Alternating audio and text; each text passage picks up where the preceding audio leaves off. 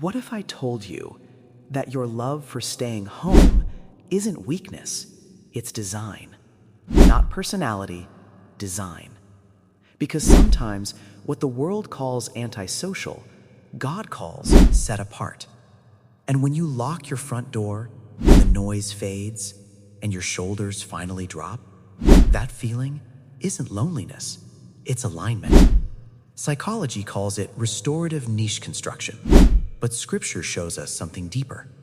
In Mark 1:35, even Jesus, with crowds waiting, with miracles unfinished, with people needing him, withdrew to a solitary place, not because he hated people, but because power requires separation.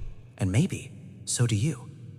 People say you need to get out more, but when you step into loud rooms, your mind tightens, your energy scatters, your spirit feels crowded. That's not social anxiety, that's awareness.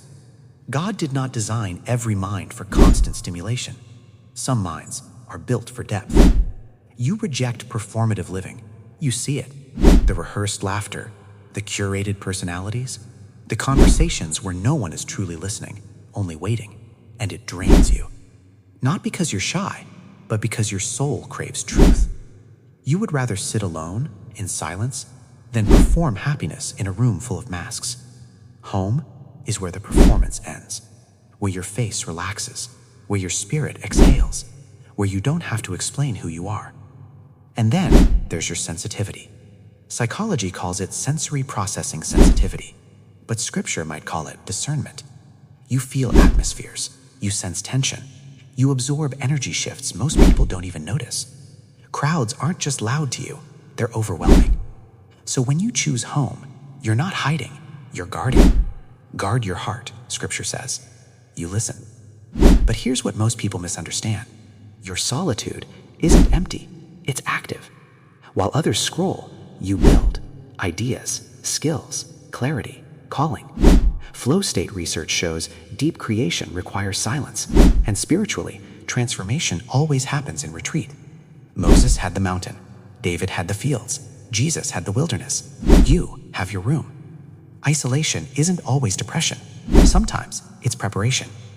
At some point, you outgrew chaos. Drama stopped being exciting and started being expensive.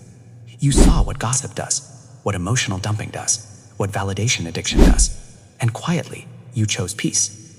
To the chaotic mind, peace looks boring, but to you, it feels like freedom. And here's the truth.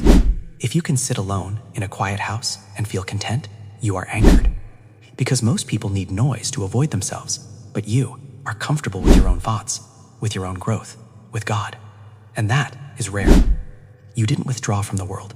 You simply stopped outsourcing your peace to it. And maybe, just maybe, God separated you before elevating you. If your home feels like sanctuary, drop a house emoji below. Because peace isn't loneliness, it's alignment. And if you want to understand how psychology and Scripture intersect to shape your mind, subscribe. We go deeper here.